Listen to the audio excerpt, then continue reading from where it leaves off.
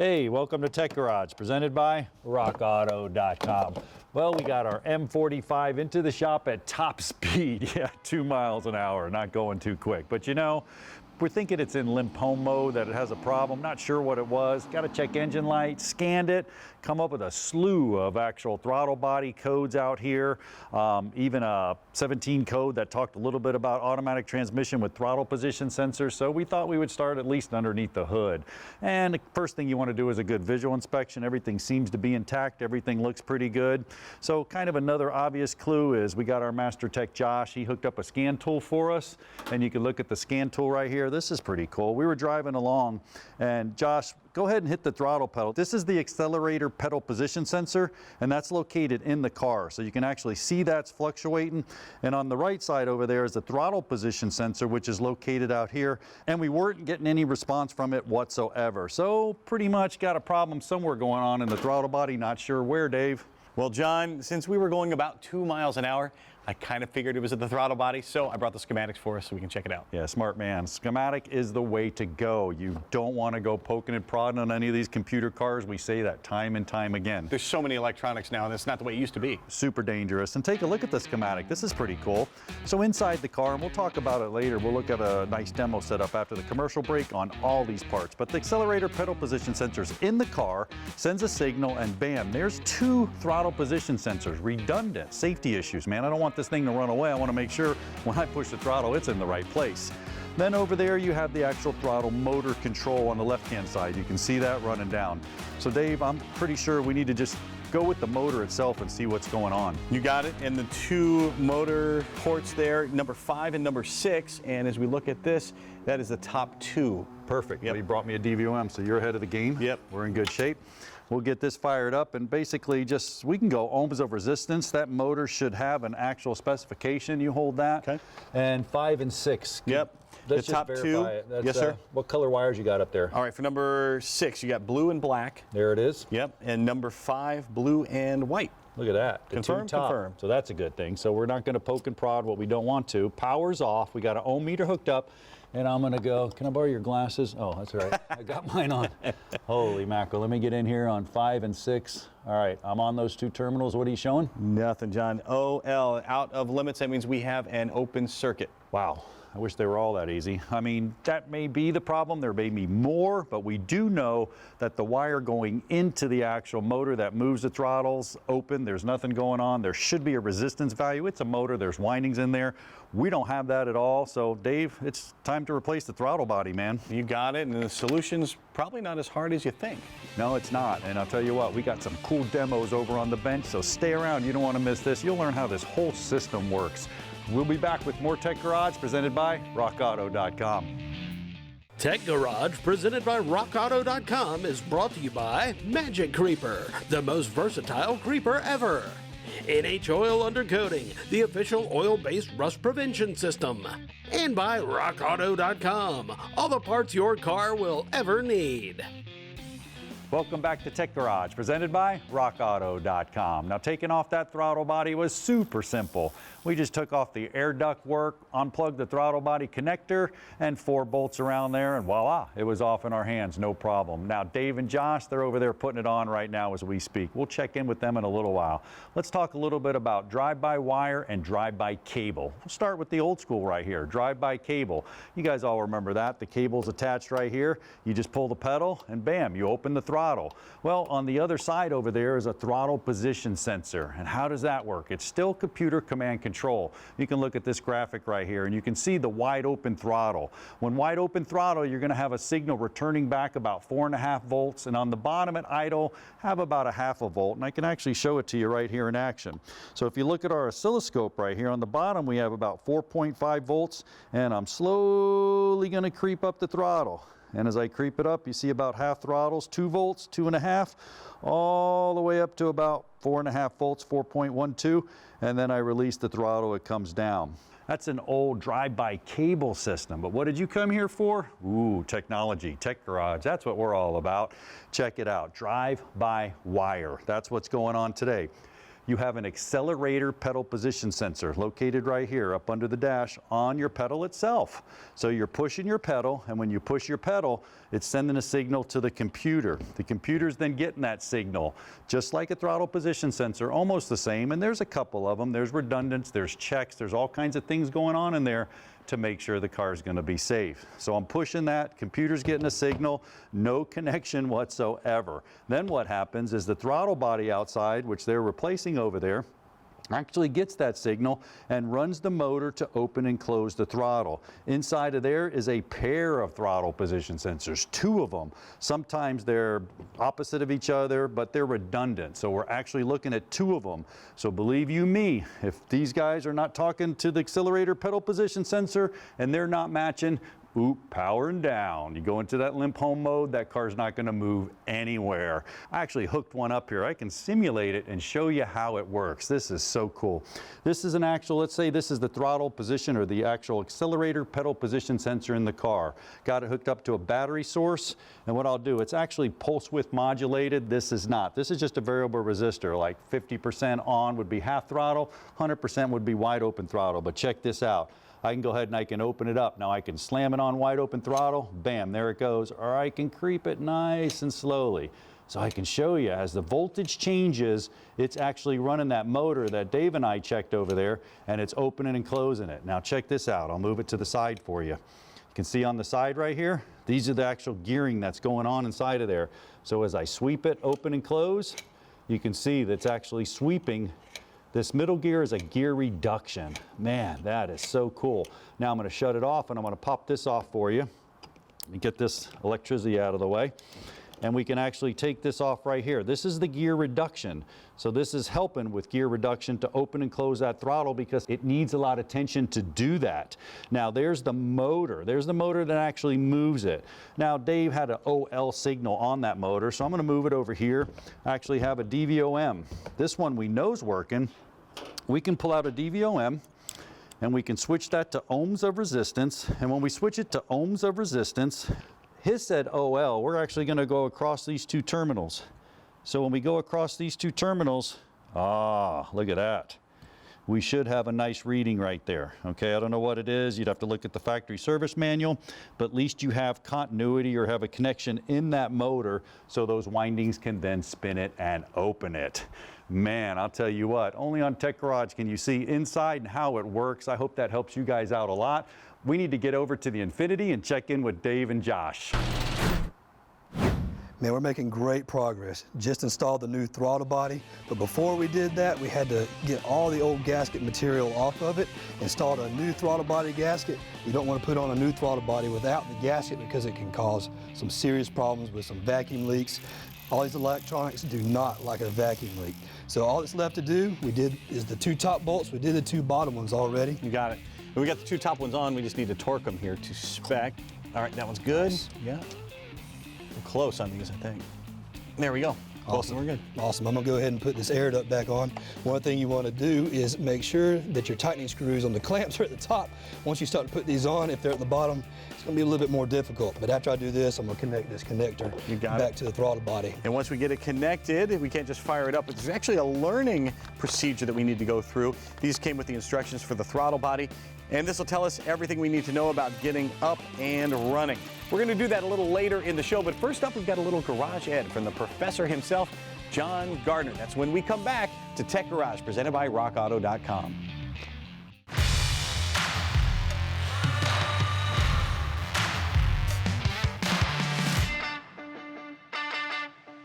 Welcome back to Tech Garage, presented by RockAuto.com. Well, we made it to the segment called Garage Ed, and this time it's all about the ABS, anti-lock braking system. What's it all about and how does it work? Well, it's pretty complex, but you know what? You can take a look at this graphic here. It tells you everything about it. Yes, you have your base brake system. Remember, I like to think of it an enhancement to like windows. You have power windows, but you still have a crank window there. So you have your base brake system, but on top of it, you have an anti-lock braking system, which basically helps you stop at a controlled manner. Maybe not a shorter distance, but a controlled manner. And that's huge. It's a ginormous safety innovation, and man, it works great. How does it work? Well, that's the whole key. Check this out, a trainer right here for your viewing, man. I actually can run these wheel speeds. This is wheels, and then each one of these was going to represent a wheel speed sensor. Your car could have 3, it could have 4, but here's the deal. When it starts, we turn it on, they start to spin. Well, what's going on? The computer's actually watching the speed of each one of these wheels. One of these wheels start to approach lockup, or one of these wheels actually lock up, the computer's going to take over. He's going to take control of that wheel. When he takes control of that wheel, well, guess what? He's going to do 1 or 3 things. He's either going to pressure hold, he's going to pressure increase, and pressure decrease, and I can show you that as well. This is a ABS unit right here that actually has the little pistons and the solenoids in it cut away. So what I'm going to show you is, if we want to take pressure away, the motor will wind the piston back and it'll drop down. We'll focus on this one right here. As it drops down, you created a void there, so that took some fluid pressure away from the wheel, and if the fluid pressure left the wheel, well, then it's going to release and it's going to start to spin. Now, once it starts to spin again, if it's going too fast in the other wheels, we can always pressure increase. So I can dial up the computer. He's going to do it this way, take the pressure, and start to increase the pressure. Now, when he gets to where he thinks it's perfect, he'll come back, stop right there, and hold. So we can hold, increase, or decrease pressure. How does he know how to do it? Well, that's cool. And this is something you can do right out in the driveway. You can check a wheel speed sensor. I have one right here. This is an integral wheel speed sensor, and we can check it for a couple things. The first thing I'm going to do is I'm going to take a voltmeter, and I have some leads actually tied into it right here. So I'm just going to take a voltmeter, and what I'm going to do is I'll leave these leads in there. I'm going to take them, undo them. Now you can just stick those on. I'm just making this for ease sake because I can spin it by myself. And we'll come over and we'll connect it. Now that's an actual wire of windings in there that creates magnetic induction as it spins around. So you can see right there we have a ohm reading. Okay, so you have an ohm reading. Follow your service manuals. They're a little bit different, but it should have a connection in and out. If it's OL, it's open. It's not any good to begin with. Now, perhaps you have a variation in speed problems. One of them's not reading correctly. Here's another thing you can do. You can switch it over to AC volts. It's an AC volt generator. Take a look at this graphic. You see you got the 0 volts. Well, what's happening as it's spinning, yes, it's producing AC, alternating current. Not a lot of that on a car, but definitely on a wheel speed sensor. It's going to go up positive, and then it's going to come back negative. Up positive, go back negative. And I can actually show it to you. You see the voltage right there? If I pick it up and I start spinning it, check that out. There's no wire source whatsoever, and I'm generating the voltage. So as your car spins, you got a little voltage generator going on, and you're watching the wheels. 45, 45, 45, 45. Everybody's happy. ABS is not in play. I'm going down the road. 45, 45, 45, 35, 25, 10. It knows this one's starting to lock up. It takes and isolates that wheel. Remember, pressure hold, increase, and decrease. Bam, you're back down the road. And it'll continue to, 2 things happen. Either the car stops or you release the brake pedal. So ABS is complex, but you know what? You can go out there and fix it. And also at rockauto.com, they have all these different parts, the wheel speed sensors, the units, the solenoids. You can have an integral unit that looks like this, one big unit, or you can have, this is actually an old Delphi 7. This is a non-integral unit, or Delphi 6. Boy, they just keep changing them every year. So you can change them as you go. This one actually detaches from the master cylinder, and you got a ginormous motor pack right here. But it's non-integral. Your master cylinder's there. So even if you had a master cylinder problem, you're still going to have to deal with ABS. You know what? I am so excited for next week. We are going to take your questions. Dave and I are going to go on a little ride and take your questions that you've been writing in through the whole season. So you don't want to miss next week. But stick around. There's plenty more Tech Garage brought to you by rockauto.com. Tech Garage, presented by rockauto.com, is brought to you by Magic Creeper, the most versatile creeper ever. Borla, the world's most winning exhaust. And by rockauto.com, all the parts your car will ever need. Hey, welcome back to Tech Garage, presented by rockauto.com. Now here at Tech Garage, we're all about maintenance and service. As a matter of fact, This Master Technician Tech Tip hashtag MTTT is all about service. You know, we've torn into too many engines and they've been all sludged up, the variable valve timing, the displacement on demand doesn't work, and it's just because of a lack of service. The price of new cars, well, it's skyrocketing. You can keep your used car, fall in love with it with just a little bit of love, tender care, and maintenance. Let's start out with oil. Now, we always talk about oil here at Tech Garage. Why? Because it's so important. This car actually calls for, and you can see it right here, 0W20. That's right, I said 0W20. This one has displacement on demand, the Tahoe. It has some cool things that go on with the lifters and collapses them and turns into 4, 6, 8 cylinders, but it has to have the proper oil to do that. Now, a quick story, you know, here at Tech Garage years ago, and somebody like myself, it starts ticking a little bit. We get this 50 weight oil. It's thicker, it's better, right? We put it in there, it actually ticked louder. You have to put the manufacturer specific oil in there. This one calls for this one right here. That's what we're gonna stick with. Put the oil filter on, change it as well. Now, a couple other little things that you can do just to keep your car in tip-top shape. The hood props here. Your hood falls down, you start to get aggravated, you want to trade your vehicle in. This one happens to be the hatch for the rear window. It keeps falling down. Simple fix, simple fix. Rear wipers, front wipers, all that's going to make all the difference in the world. Help you to fall back in love with your vehicle and keep it instead of trade it in. Well, let's head under the hood. There's a few checks that you can make there to keep your vehicle in tip-top shape. We'll start over there on that side. You see the battery right there? Just check the terminals, make sure they're not corroded. There's no voltage drop between the terminals. A little battery cleaner, a little spray, that thing will be fine. Check your coolant. Make sure the coolant's not hot. Look at the level on the side of the container. You can actually open up the cap if it's cool. You can sniff it, you can smell it, you can make sure there's no moisture, make sure there's no transmission fluid seeping in there from the cooler and things along that nature. You have your air cleaner, simple fix. Pop your air cleaner up, check the filter, replace it. Man, you're putting clean air in there. 10,000 gallons of air to 1 gallon of gas. That's huge. Replace your air filter. Coming up to the transmission fluid over there, pull it out, check it. Follow the manufacturer specification. If they want it running, they want it in park, do what you have to do, but pull it out. Just don't look at it. Kind of feel it, texture, smell it, see what's going on. You can smell it. It's not smell-o-vision, but man, when that stuff's burnt, you'll know it. Coming over this side here, I got the oil. Just basically pull out your dipstick, check your oil. Something super simple that you can do every day out in the driveway, no problem, check it out, okay? I'm checking for level. I'm wiping it off, I'm putting it back in there, do it while the car's off, pull it back out, and once again, making sure I got the proper oil level. Now, not only that, I want to come over here, I kind of want to feel it, texture, make sure there's no metal in there, and go ahead. Give it a little sniff. Make sure it doesn't smell like fuel, gas. Make sure it doesn't look like a chocolate milkshake. That means that water or antifreeze is getting into the oil, and that's a problem. You can catch this stuff early and make the repairs and keep your car in tip-top shape. While we're on this side, we got the brake fluid. Brake fluid is hygroscopic. That means it absorbs water. So what do you want to do? Check it for water. Down to rockauto.com. I have one of these brake checkers right here. This is pretty cool. This actually checks for the content of water. I just push the button, stick it in there. You can see it climbing up. Ooh, this one's okay. Just about 4%, 2%. It's starting to get bad. You actually can flush your brake fluid, make sure that's going to stay in tip-top shape, especially with the ABS, the anti-lock braking systems, and all that's going on with the new technology in these cars. It's important. Even with the washer fluid, put you some nice washer fluid in there. Man, you'll be rolling down the road nice and new. You'll feel like you'll never need a used car. That's for sure. You definitely don't have to trade it in.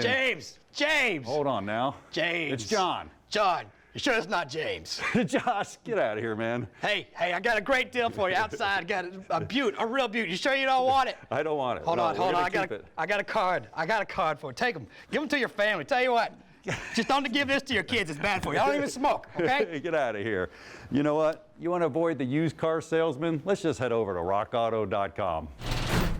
Well, John, I know all of us parents can relate to this. You have a minivan and the sliding door is used all the time and it stops working after a time. Well, you don't have to trade in your vehicle. You can actually get one of these from rockauto.com. It's the door hinge from a Honda Odyssey in this case.